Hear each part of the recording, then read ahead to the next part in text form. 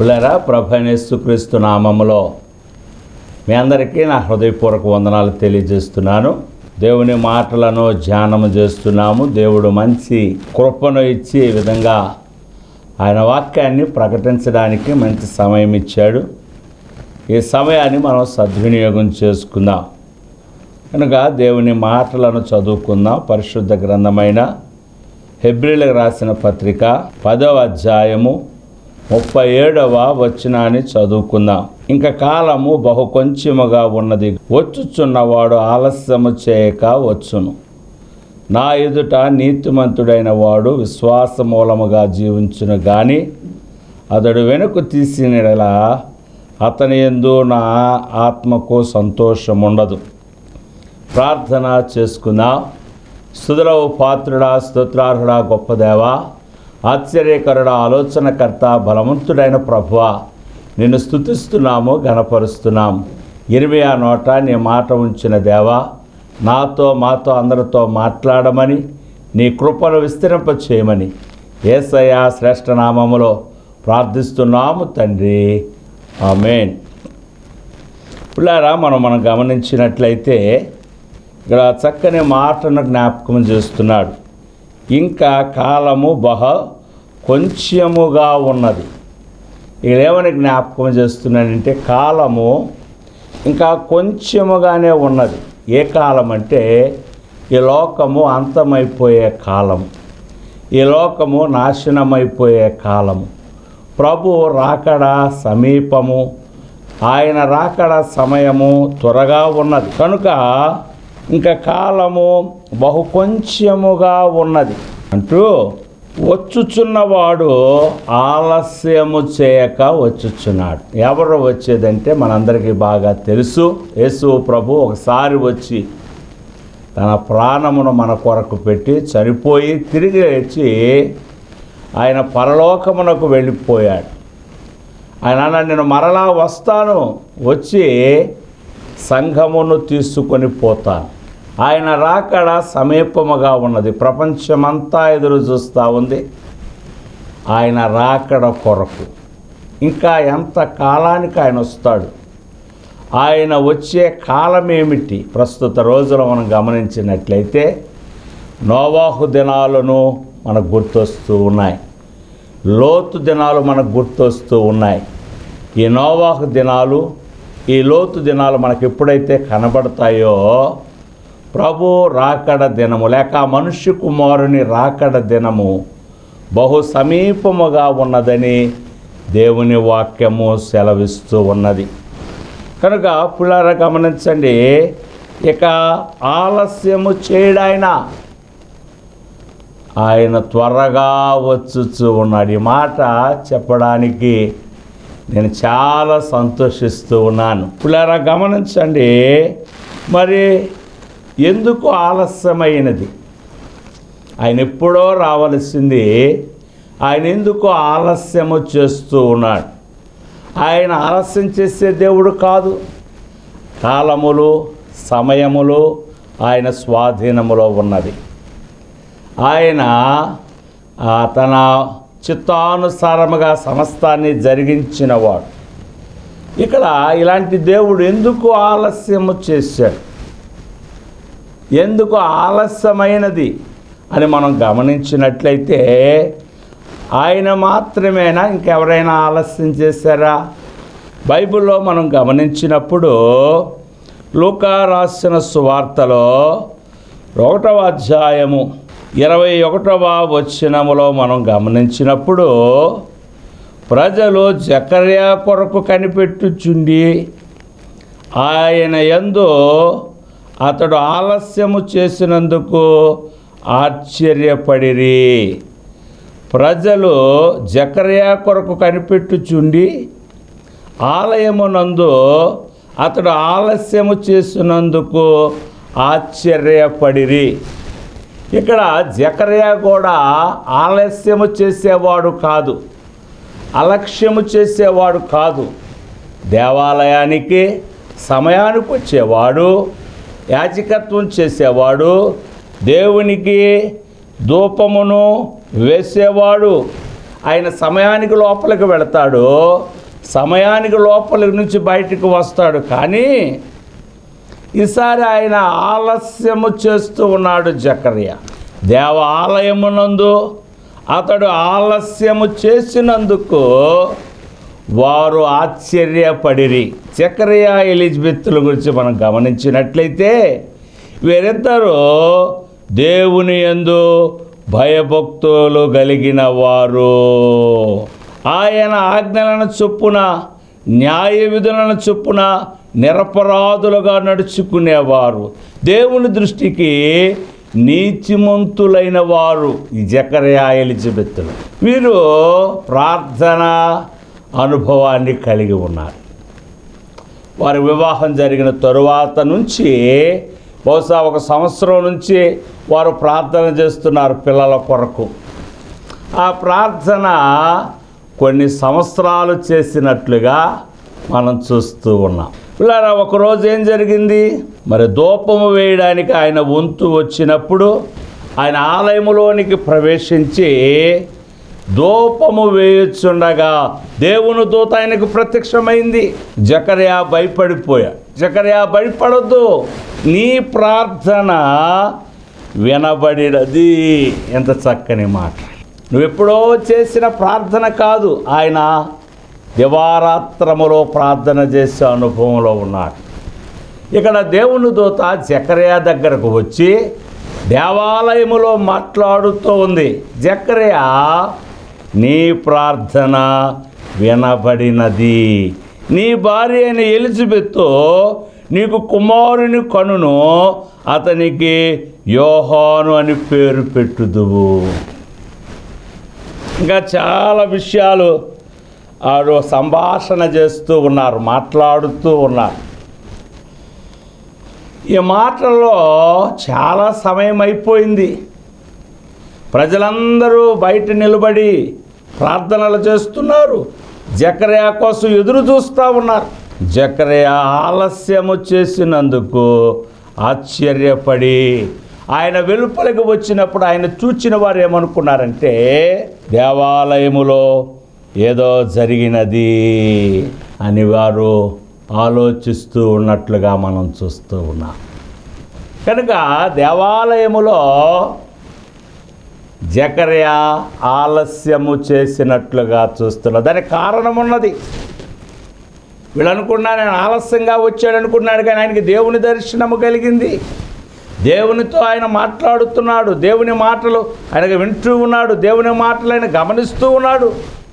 దేవుని దూత ఆయనకు ప్రత్యక్షమై అనేక విషయాలు ఆయనకు బోధించినట్లుగా చూస్తూ ఉన్నాం. పిల్లరా, అలాగే మనం గమనించినట్లయితే మత్తయి రాసిన సువార్త 25వ అధ్యాయములో ఇక్కడ ఒక సందర్భం మనకు తెలుస్తుంది. మత్తయి సువార్త 25వ అధ్యాయము ప్రారంభం నుంచి మనం గమనించినట్లయితే పరలోక రాజ్యము తమ దివిటీలు పట్టుకొని పెండ్లి కుమారుని ఎదుర్కొనుటకు బయలుదేరిన 10 మంది కన్యకలను పోలి ఉన్నది. వీరిలో 5 బుద్ధి లేని వారు, 5 బుద్ధి గలవారు. బుద్ధి లేని వారు తమ దివిటీలు పట్టుకొని తమతో కూడా నూనె తీసుకొని పోలేదు. ఇక్కడ 10 మంది కన్యకలు పెండ్లి కుమారుని ఎదుర్కోవడానికి బయలుదేరారు. ఏం రాయబడిందంటే 5 బుద్ధి గలవారు, 5 బుద్ధి లేనివారు. బుద్ధి లేని వారు ఏం చేశారు? తమ దివిటీలలో నూనె తీసుకొని పోలేదు. వీళ్ళు ఏమనుకున్నారంటే ప్రభు వస్తాడు వెళ్ళిపోతాము అనుకున్నారు. కానీ ఇక్కడ మనం గమనించినట్లయితే 5వ వచనములో పెండ్లి కుమారుడు ఆలస్యము చేయగా వారు కునికి నిద్రించుచూ ఉండిరి. దేవుని సేవకులముగా చాలా పెళ్ళిళ్ళకి మేము వెళుతూ ఉంటాము. చాలామంది పెళ్ళికి ముందు పెద్దలు కానీ కుటుంబీకులు కానీ, అయ్యగారు పెళ్ళి తొందరగా అయిపోవాలి, ఎందుకంటే భోజనాలు చాలామంది వస్తూ ఉంటారు, మీరు తొందరగా పెళ్ళి ముగించాలి అయ్యగారు. పిల్లవాడికి బైకు, అయ్యగారికి మైక్ ఇస్తే తొందరగా వదలరని ఒక నానుడు. మీరు చాలా ప్రసంగాలు చేస్తారు, చాలా సమయం తీసుకుంటారు. చాలామంది సేవకులు వస్తారు. వివాహములో మరి పాటలకు టైం ఉంటుంది, డెకరేషన్లకు టైం ఉంటుంది, ఫోటోలు తీయడానికి టైం ఉంటుంది, భోజనానికి టైం ఉంటుంది. కానీ దేవుని వాక్యాన్ని చెప్పడానికి, వినడానికి కూడా టైం ఉండదు. సహజంగా వాళ్ళు అలాగే చెప్తారు, మేము అలాగే అంటాము.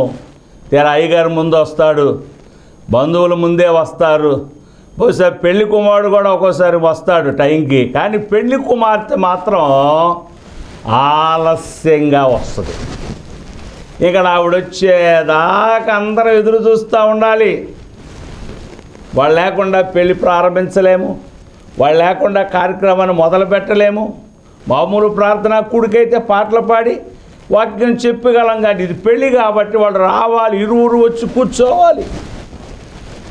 ఒకసారి ఒంగోలులో ఒక పెళ్ళికి వెళ్ళాం. మేము మాత్రం టైంకనే వెళ్ళాం, 10 గంటలకి. పెళ్లి కుమారుడు కూడా సమయంకి వచ్చాడు, కానీ పెళ్లి కుమార్తె రాలా. వస్తారు. కారణం ఏమిటంటే అదే రోజు సీఎం గారు మరి ఆయన వెళుతూ ఉన్నారు. ట్రాఫిక్ జామ్ అయిపోయింది. ఆ ట్రాఫిక్లో ఇరుక్కుపోయింది అమ్మాయి. 12 అయిపోయింది, ఇంకా రాలేదు. ఆకలేస్తుంది. 1 గంట అయిపోయింది. ఎవడున్న పెద్దలు అన్నారు, ముందు భోజనం చేసాడయ్యా, పెళ్లి సంగతి దేవుడు ఎరుగు, పెళ్లి కుమార్తె వచ్చినప్పుడు చేస్తారు. ఆలస్యంగా సాయంకాలం 4 గంటలకు వచ్చింది అమ్మాయి, అప్పుడు పెళ్లి చేశారు.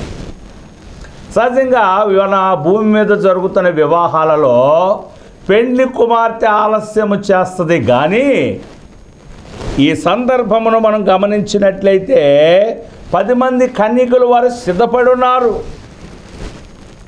కానీ పెళ్లి కుమారుడు ఆలస్యము చేసినట్లుగా చూస్తున్నాం. పెళ్లి కుమారుడు ఆలస్యము చేసినప్పుడు వీరేం చేశారంటే, బాగా సిద్ధపడి ఉంటారేమో, చూచి వారు నిద్రించుచుండిరి. 25 మత్తయి సువార్త 6వ వచనం వలన చూసుకున్నట్లయితే, అర్ధరాత్రి వేళ ఇదిగో పెళ్లి కుమారుడు, అతన్ని ఎదుర్కొందాము రండని కేక వినబడెను. అప్పుడు ఆ కన్యలందరూ లేచి తమ దివిటీలు చక్కపరుచుకొనిరి. పిల్లరా గమనించుదాం, ఇక్కడ పెళ్లి కుమారుడు ఆలస్యము చేశాడు. పెళ్లి కుమార్తెలు సిద్ధంగా ఉన్నారు, పెళ్లివారు సిద్ధంగా ఉన్నారు. పెళ్లి కుమారుడు ఆలస్యము చేసినట్లుగా చూస్తూ ఉన్నాం. ఎవరి పెళ్లి కుమార్తెలు, ఎవరి పెళ్లి కుమారుడు మనందరికీ తెలుసు. సంఘమును దేవుడు వధువు సంఘముతో పోలుస్తూ ఉన్నాడు. ఈరోజు సంఘము సిద్ధపడుతూ ఉంది. సంఘములో 2 భాగాలు ఉంటాయి. కొందరు సిద్ధపడిన వారు, కొందరు సిద్ధపడని వారు, కొందరు బుద్ధి కలిగిన వారు, కొందరు బుద్ధి లేని వారు. పిల్లరా గమనించండి, బహుశా ఆ పెళ్లి కుమారుడు అనుకుని ఉంటాడు, నేను ఆలస్యం చేస్తే బుద్ధి లేని వారు తమ దివిటీల్లో నూనె సిద్ధం చేసుకుంటారు అనుకున్నారేమో. కానీ వీరు పెళ్లి కుమారుడు ఆలస్యమవుతున్నాడని విని నిద్రపోతూ ఉన్నారు. దేవుడు వారికి ఇచ్చిన సమయాన్ని సద్వినియోగము చేసుకోలేదు. దేవుడు వారికి ఇచ్చిన సమయాన్ని వారు సద్వినియోగం చేసుకొనక వారు నిర్లక్ష్యం చేసి నిద్రపోయారు. పెళ్లి కుమారుడు వచ్చాడు, వారు దివిటీలు ఆరిపోతున్నాయి, వారు కొనడానికి వెళ్ళారు.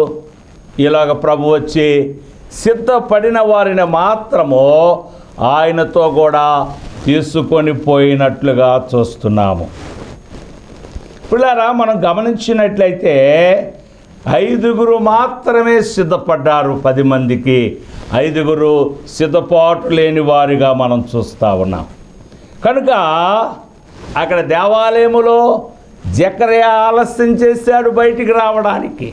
ఇక్కడ పెండ్లి కుమారుడు ఆలస్యము చేశాడు రావడానికి. మరి యేసు ప్రభు కూడా ఎందుకు ఆలస్యం చేశాడు? దీనికి కూడా కారణము ఉండే ఉంటుంది. మా నాన్నగారు గురువు గారు మనోహర్ శాస్త్రి గారు, వాళ్ళ గురువు గారు దేవదాసయ్య గారు, వారి మాటలు, వారి బోధలు, ప్రభు దేవుడు వారికి బయలుపరిచిన వాక్యాలను కొన్ని మాకు నేర్పి మమ్మల్ని సేవలోకి ముందుకు నడిపించారు. వారు ఇప్పుడు ప్రభు దగ్గర ఉన్నారు. అయితే వారు మాకు నేర్పించిన ఈ మాటలను దేవుడు మరి మీకు తెలియడానికి కృప ఇచ్చాడు. పిల్లరా గమనించండి, చాలామంది అనుకుంటున్నారు ఎందుకు యేసు ప్రభు ఆలస్యం చేస్తున్నాడు. మా తాతలు బోధించారు, తండ్రులు బోధించారు, మేము బోధిస్తున్నాం, మా పిల్లలు కూడా బోధించబోతూ ఉన్నారు. ఇదిగో ఆయన త్వరగా వచ్చుచూ ఉన్నాడు. ఎప్పుడు వస్తాడు? ఎప్పుడు వస్తాడు? ఎందుకు ఆలస్యం చేస్తున్నాడు ఆయన అన్నది మనం గమనించినట్లయితే 2వ పేతురు రాసిన పత్రిక మనకు చక్కని విషయాలు ఇక్కడ మనము గమనించగలము. 3వ అధ్యాయం 8వ వచనం చదువుకుందాం. పిల్లారా, ఒక సంగతిని మర్చిపోకుడి, ఏలయనగా ప్రభు దృష్టికి ఒక దినము 1000 సంవత్సరముల వలెను, 1000 సంవత్సరములు ఒక్క దినము వలె ఉన్నవి అంటూ 9వ వచనం. కొందరు ఆలస్యమని ఎంచుకున్నట్లు, కొందరు సిద్ధపడిన వాళ్ళకి తొందర ఉండదు. ఎప్పుడు సిద్ధపాటు లేని వాళ్ళకే తొందర ఎక్కువ. సంఘంలో ఈరోజు సిద్ధపడడానికి దేవుడు సమయం ఇచ్చాడు, పరిశుద్ధాత్మను మనకిచ్చాడు. పరిశుద్ధాత్మ దేవుడు మనల్ని ఏం చేస్తున్నాడంటే సిద్ధపరుస్తున్నాడు. వాక్యములోను, ప్రార్థనలోను, సహవాసములోను సిద్ధపరుస్తున్నాడు. మనం సిద్ధపడాలి. పిల్లరా గమనించండి, కొందరు ఆలస్యమని ఎంచుకున్నట్లు ప్రభు తన వాగ్దానమును గురించి ఆలస్యము చేయువాడు కాడు. పిల్లరా గమనించండి, సమయము చాలా విలువైనది. సమయమును పోనీయక అని ప్రభువే చెప్పాడు, సద్వినియోగం చేసుకోమన్నాడు. అలా చెప్పిన ప్రభువే ఎందుకు ఆలస్యం చేస్తున్నాడు అన్న ప్రశ్నకు ఇక్కడ జవాబు మనకు దొరుకుతుంది. కొందరు ఆలస్యమని ఎంచుకున్నట్లు ప్రభు తాను వస్తానన్న వాగ్దాన విషయములో ఆలస్యము చేయువాడు కాడు.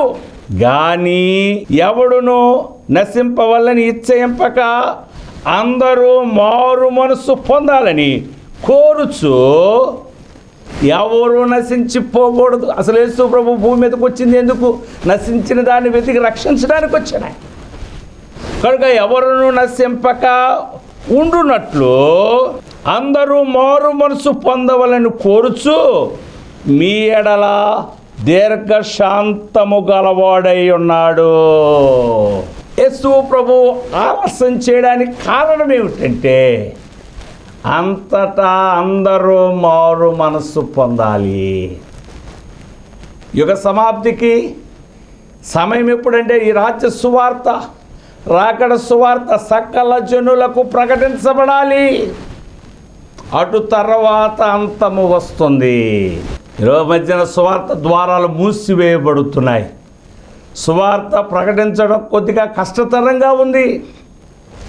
అందుకే దేవుని కృపను బట్టి ఈ టీవీ పరిచర్య ద్వారా సువార్తను, యేసు ప్రభు వార్తను తెలియపరచడానికి దేవుడు కృపిచ్చాడు. అందును బట్టి ప్రభువును స్తుతిస్తూ ఆయన నామాన్ని గణపరుస్తూ ఉన్నాం. కనుక యేసు ప్రభు ఆలస్యానికి కారణం ఏమిటి? అంతటా అందరూ మారు మనసు పొందాలి. మారామనుకుంటున్నారు కానీ ఎవరు మారట్లేదు. మన ఇంట్లో మారని వారు ఉన్నారు. నీ భర్త మారాడా? భార్య మారిందా? పిల్లలు మారారా? బంధువులు మారారా? మన ఇరుగు వారు మారారా? వారు మార్పు కొరకు మనం ప్రార్థన చేస్తున్నామా? వారి కొరకు మనం ప్రార్థన చేసినప్పుడు వారి హృదయం మారిపోతుంది. ఈ మధ్యన దైవ సేవకుడు చెప్పిన మాట ఏమిటంటే, ఒక వ్యక్తి మారాలి అంటే ఆయన కోసం ఎవరో ఒకరు ప్రార్థన చేయాలి. ఏమని ప్రార్థన చేయాలయ్యా? వారి కన్నులు తెరువునాయినా, వాడి చెవులు తెరువునాయినా, వాడి హృదయం తెరువునాయినా, వాడు గృహములో సువార్త ద్వారాలు తెరువునాయినా అని ప్రార్థన చేస్తే ప్రార్థన ఆలకించే దేవుడు, ప్రార్థనకు జవాబిచ్చే దేవుడు మన మధ్యలో ఉన్నాడు. ప్రార్థన పరిస్థితులను మారుస్తుంది. ప్రార్థన స్థితిగతులను మారుస్తుంది. అబ్రహాము ప్రార్థన చేశాడు. పిల్లరా, మనం గమనించినట్లయితే ఆదికాండము 19వ అధ్యాయములో అబ్రహాము ప్రార్థన చేస్తూ ఉన్నాడు. ఏమని ప్రార్థన చేస్తున్నాడు? అయ్యా, సొదొమ గొమొర్రాలో 50 మంది నీతిమంతులుంటే రక్షిస్తావా? ఒకవేళ 5 తగ్గుతారేమో, 45 మంది ఉంటే రక్షిస్తావా? 40 మంది ఉంటే రక్షిస్తావా? 30 మంది ఉంటే రక్షిస్తావా? 20 మంది ఉంటే రక్షిస్తావా? 10 మంది ఉంటే రక్షిస్తావా అని ప్రార్థన చేస్తున్నాడు, జ్ఞాపన చేస్తున్నాడు అబ్రహాము. అసలు ఆయన ఉద్దేశం ఏమిటంటే, ఆ సొదొమ గొమొర్రాలో లోతు కుటుంబం ఉన్నది. అబ్రహాము నేను బాగున్నాను, పర్వాలేదులే, వాడు పోతే పోని, నా మాట వినలేదు, నాతో ఉండలేదు, నాతో ఐక్యతగా లేడు అని ఆలోచించలేదు. కానీ సొదొమ గొమొర్రాని దేవుడు నాశనము చేయాలనుకున్నప్పుడు, ఆ విషయం అబ్రహాముకు తెలిసినప్పుడు అబ్రహాము లోతు కుటుంబం కొరకు ప్రార్థన చేస్తూ ఉన్నాడు. ఆలస్యం చేయలేదు, నిర్లక్ష్యం చేయలేదు, వెంటనే ప్రభు సన్నిధిలో ప్రార్థన చేస్తున్నాడు. ప్రార్థన ఆలకించిన దేవుడు అబ్రహాము ప్రార్థన ద్వారా లోతు కుటుంబాన్ని ఆయన రక్షించినట్లుగా చూస్తా ఉన్నాం. వెంటనే దేవుని దూతలు అంటున్నా, లోతు త్వరగా బయలుదేరు, ఈ స్థలమును దేవుడు నాశనము చేయబోతున్నాడు. అక్కడేం రాయబడిందంటే ఆయన తడువు చేస్తా ఉన్నాడట, తొందరపడట్లేదు. దేవుని దూతలు వెంటనే అంటున్నారు, మీరు కనబడుతున్న కొండ మీదకి పారిపోండి. వెంటనే లోతు ప్రార్థన చేస్తున్నాడు, అంత దూరం మేము పారిపోలేము. ఇదిగో ప్రార్థన ఆలకించిన దేవుడా, ఓ చిన్న రిక్వెస్ట్ ఏమిటంటే, పక్కన సోయర్ అనే చిన్న గ్రామం ఉన్నది, ఆ గ్రామము సమీపముగా ఉన్నది, అది చిన్నది. 20 వచనం, ఇదిగో పారిపోవుటకు ఈ ఊరు సమీపముగా ఉన్నది, అది చిన్నది, నన్ను అక్కడికి తప్పించుకొని పోనిమ్ము. ఆ చిన్నది గదా అని జ్ఞాపకం. చిన్న గ్రామం ఉన్నది, ఆ గ్రామానికి పోయి నన్ను నేను కాపాడుకున్నట్లు ఆ గ్రామాన్ని కూడా రక్షించమని లోతు ప్రార్థన చేసినప్పుడు, అబ్రహాము ప్రార్థన చేస్తే లోతు కుటుంబాన్ని దేవుడు రక్షించాడు. లోతు ప్రార్థన చేస్తే సోయర్ అనే చిన్న గ్రామాన్ని దేవుడు రక్షించినట్లుగా చూస్తూ ఉన్నాం. ఈరోజు నీవు నేను ప్రార్థన చేస్తే అంతటా అందరూ మారు మనస్సు పొందుతారు. ప్రభు ఆలస్యము చేయకుండా వచ్చేస్తాడు. కనుక ప్రభు ఆలస్యం చేయడానికి కారణం ఏమిటంటే, అంతటా అందరూ మారు మనస్సు పొందాలన్నది ఆయన ఉద్దేశము పులారా. కనుక ఇక్కడ హెబ్రీయులకు రాసిన పత్రికలో జ్ఞాపకం చేస్తున్నాడు, ఇక సమయము కొంచెమే ఉన్నది, వచ్చుచున్నవాడు ఆలస్యము చేయక వచ్చుచున్నాడు. నా ఎదుట నీతిమంతుడైన వాడు విశ్వాస మూలముగా జీవించును గాని అతడు వెనక తీసిన ఎడల అతని యందు నా ఆత్మ. ఇంతవరకు ఓపికగా ఉన్నాము, భక్తులుగా ఉన్నాము, దేవునికి ఇష్టలుగా ఉన్నాం. ప్రభు వచ్చి చివరి సమయంలో ఒకవేళ మనం వెనక తీసినట్లయితే మన విషయంలో దేవునికి సంతోషము లేదు. సొదొమ గొమొర్రా విడిచి వెళుతున్నప్పుడు దూతలు చెప్పిన వెనక్కి చూడవద్దని చెప్పాడు. కానీ లోతు భార్య వెనకకు చూచి ఉప్పు స్తంభం అయిపోయింది. ఈరోజు ప్రార్థన విషయంలో వెనకబడుతున్నాం, వాక్యం విషయంలో వెనకబడుతున్నాం, దేవుని మందిరంకి వచ్చే విషయంలో వెనకబడుతున్నాం, దేవుడికి ఇచ్చే విషయంలో వెనకబడుతున్నాం. వెనక తీయకూడదు. ఏది ఏమైనా మా అన్నయ్య గారు షారోన్ చక్రవర్తి గారు ఎక్కువ పాట పాడుతుంటాడు, ఏది ఏమైనా కానీ నీతోనే ఉంటానయ్యా, నల్లెవరే మల్ల కానీ నిన్ను విడచిపోలేనయ్యా, లోకాశలో నన్ను పిలచినా లోకపు శ్రమలు అడ్డుగా నిలచినా నా గడ్డిపై చేయవేసి వెనక తిరిగి చూడలేనయా, నా గమ్యమో నీవేనయా, సహనముతో సాగెదనయ్యా, సహనముతో సాగెదనయ్యా. టీవీ పరిచర్య కొద్ది భారమైనది, ఖర్చుతో కూడుకుంది. ఒక్కోసారి వెనకాడుతుంటాం, ఈ పరిచర్య చేయడానికి ఒకసారి వెనకబడుతూ ఉంటాం. కానీ దేవుడు ఈరోజు అంటున్నాడు, నువ్వు వెనక తీసిన ఎడల నీ విషయమే నాకు సంతోషము లేదు. ఇక్కడ ఏమని జ్ఞాపకం చేస్తున్నాడంటే ఇందులోనే 39వ అధ్యాయం 10వ వచనం హెబ్రీయులకు, అయితే మనము నశించుటకు వెనక్కు తీయువారము కాము గాని ఆత్మను రక్షించుకొనుటకు విశ్వాసము కలిగిన వారమై ఉన్నాం. అనేక ఆత్మలు రక్షించడానికి దేవుడు మనల్ని ఏర్పాటు చేసుకున్నాడు, పిలుచుకున్నాడు. కనుక ఇక కాలము బహు కొంచెముగా ఉన్నది. సువార్త ప్రకటించే సమయము, దేవుని వాక్యము కొంచెము మాత్రమే ఉన్నది. వచ్చుచున్న యేసు ప్రభు ఆలస్యము చేయకుండా వస్తున్నాడు. కనుక మనము ఏ విషయములో వెనకదీయకుండా ఆయన సేవలో ముందుకు సాగినట్లయితే, పరిచర్యలో ముందుకు సాగినట్లయితే, ఆయన నీ విషయములో నా విషయములో సంతోషిస్తాడు. బల నమ్మకమైన మంచి దాసుడా, కొంచెములో నమ్మకముగా ఉన్నావని ఆయన నీ విషయములో నా విషయంలో సంతోషిస్తాడు. దేవుని సంతోషపెట్టే వారంగా ఉన్నామా, బాధ పెట్టే వారముగా ఉన్నామా? ఈ కొంచెము సమయము, ఈ చివరి దినాలు ప్రభు కొరకు జీవించగలమా? ప్రభు పని చేయగలమా? ప్రభు కార్యాలకై ముందుకు సాగిపోదామా? ప్రార్థన చేసుకుందాం. స్తుతుల పాత్రుడా, స్తోత్రార్హుడా, గొప్ప దేవా, ఆశ్చర్యకరుడు, ఆలోచనకర్త, బలవంతుడైన ప్రభు, కొందరు ఆలస్యమని ఎంచుతున్నారు. ప్రభు రాకడ ఆలస్యమని ఎంచుతున్నారు. కానీ నీ ఉద్దేశం ఏమిటంటే, నువ్వు ఎందుకు ఆలస్యం చేస్తున్నట్టే అంతటా అందరూ మారు మనస్సు పొందాలి.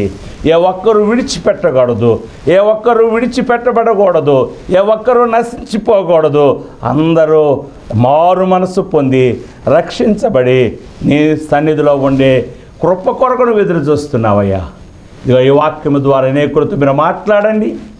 ఎవరి హృదయాలను దర్శించమని, విత్తమైన వాక్యము నీరు కట్టి ఫలింపచేయమని యేసయ్య ఉన్నతమైన నామములో, శ్రేష్టమైన నామములో ప్రార్థించి వేడుకుంటున్నాము తండ్రి.